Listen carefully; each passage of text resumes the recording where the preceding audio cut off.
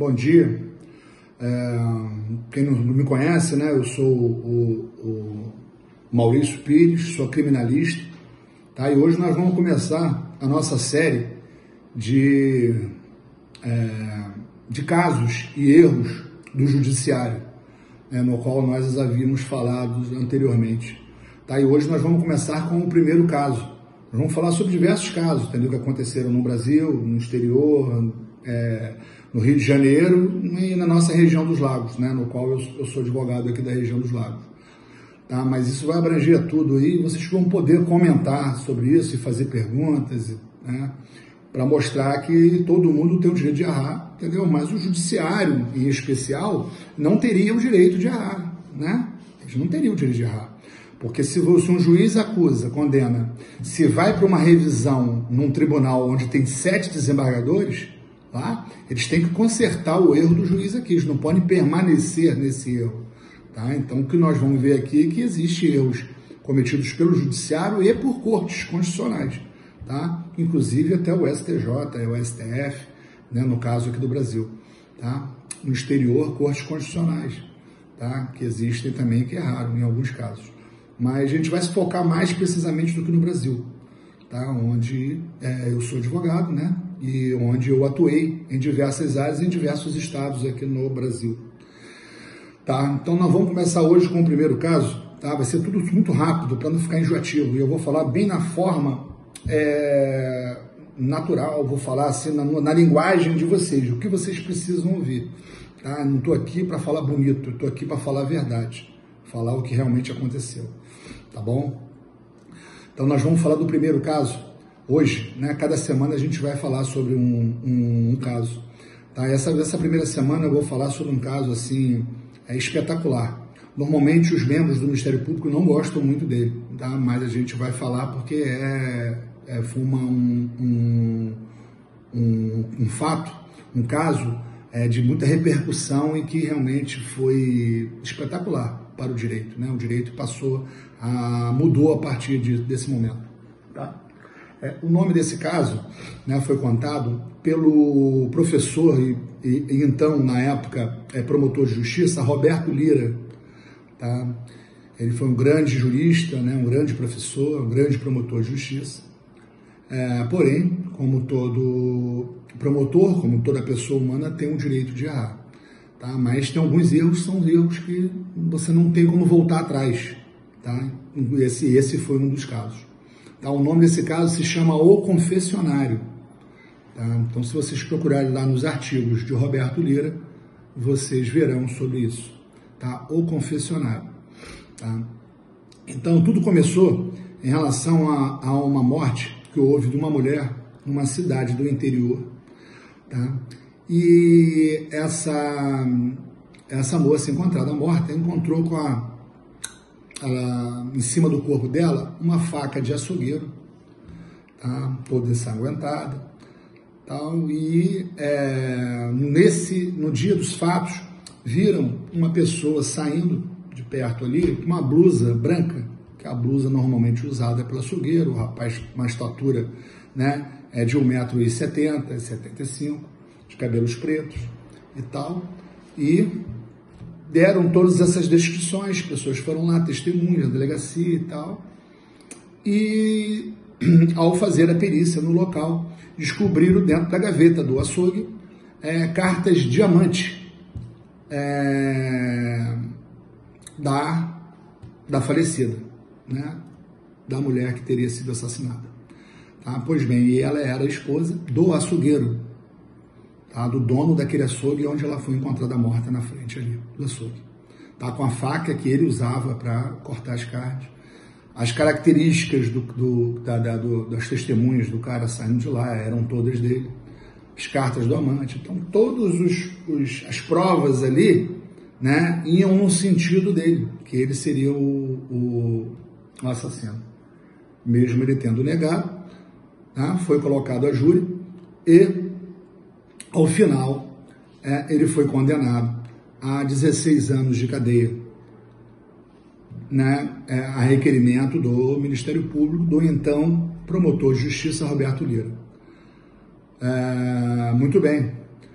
Tá? Passou-se uns 8 anos, né, desse fato.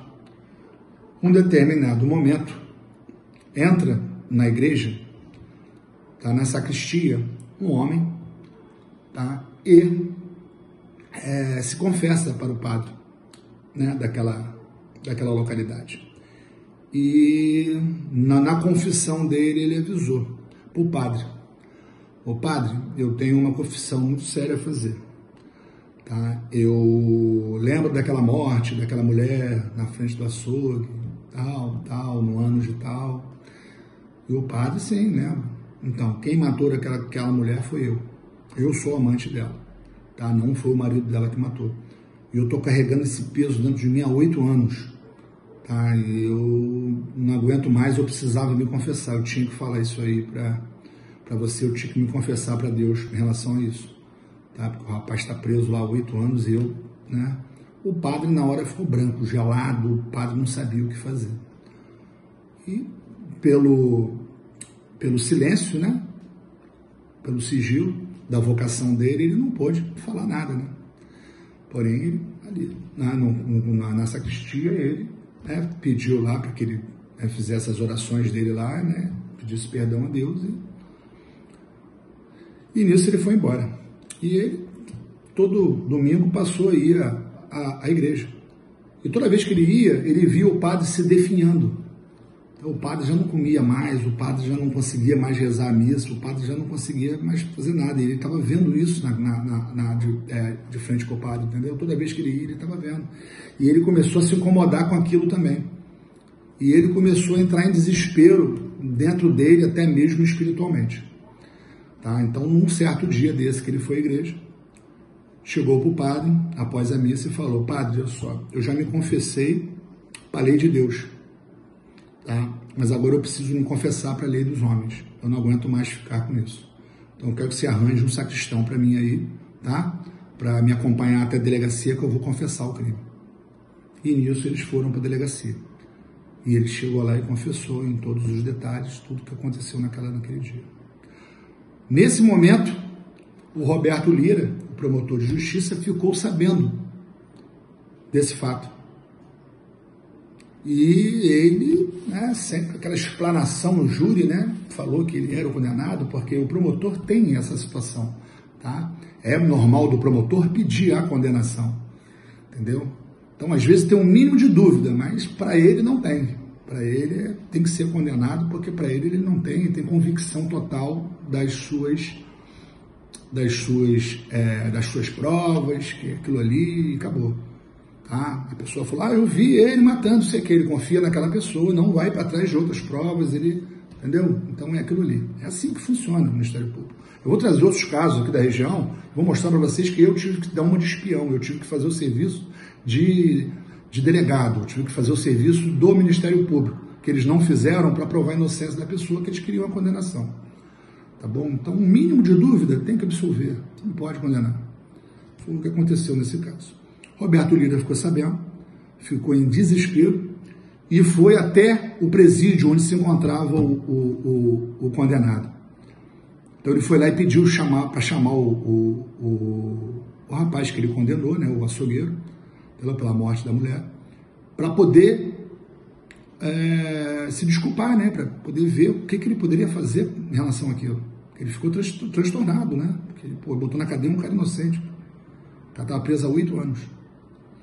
Quando ele chamou o açougueiro veio até ele, todo maquiado, com lencinho na cabeça, né? Então, o açougueiro, dentro da cadeia, ele passou a ser mulher, né?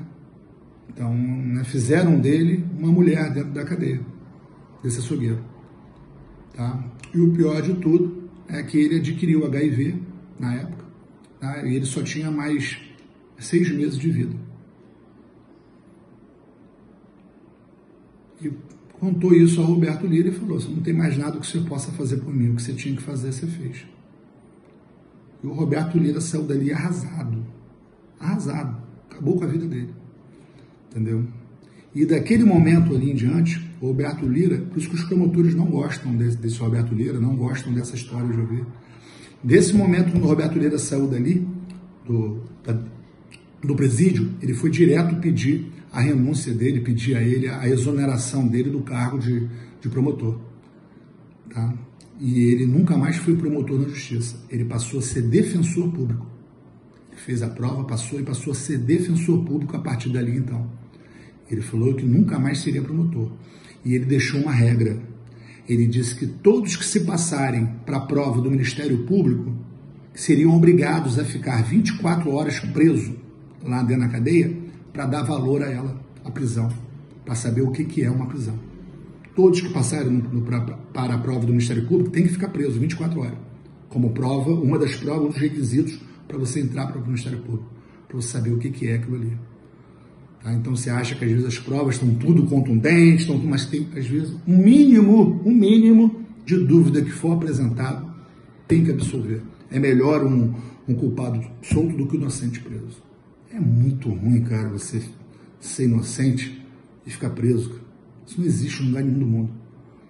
Tá bom? Então hoje eu estou trazendo, por isso que o nome desse caso é O Confessionário. Tá? É o artigo que o Roberto Lira escreveu, justamente por isso, porque tudo aconteceu no confessionário. Né? Realmente o assassino, né?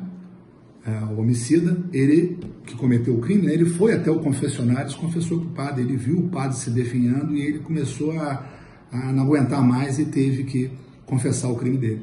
Tá? Por isso que o nome desse artigo é O Confessionário.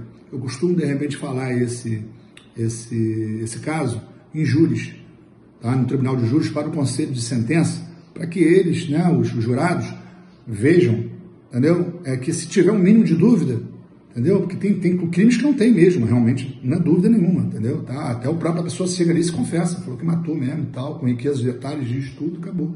Agora, se tiver um mínimo de dúvida, que seja absolvido, entendeu? Então, isso serve não só para quem trabalha como jurado, tá? Mas para os promotores de justiça, para ver esse vídeo, e para toda a população. Tá? Quem quiser aí falar, comentar, nós vamos fazer, cada semana nós vamos trazer um caso diferente. Tá? E todos eles com riqueza de detalhe, todos eles fantásticos. Tá? E vamos falar sobre a região do Lago também, erros aqui do judiciário, tá? Aqui de Cabo Frio, São Pedro, de Búzios. Tá? Não vamos falar erros, mas sim grosseiros, tá? Cometidos pelos juízes e mantidos pelos embargadores, tá? Que muitas vezes nem olham os recursos. Tá? Eu vou provar de vocês por isso. Tá bom? Um abraço a todos aí e até o próximo episódio. E quem quiser, né? Eu não fico pedindo para compartilhar, para me se inscrever, esse negócio não, entendeu? Mas compartilhar é legal, por quê? Porque outras pessoas vão ver esse vídeo, entendeu? Agora eles devem de se inscrever se quiser, entendeu? Não faço questão de se inscrever, de dar like, joinha, nada disso não. Agora o compartilhar é legal, porque outras pessoas vão ver, né? O que vocês estão vendo e às vezes não sabem disso. Tá bom? Então o que a gente pede aí é que vocês possam aí, se quiserem, compartilhar o nosso vídeo aí.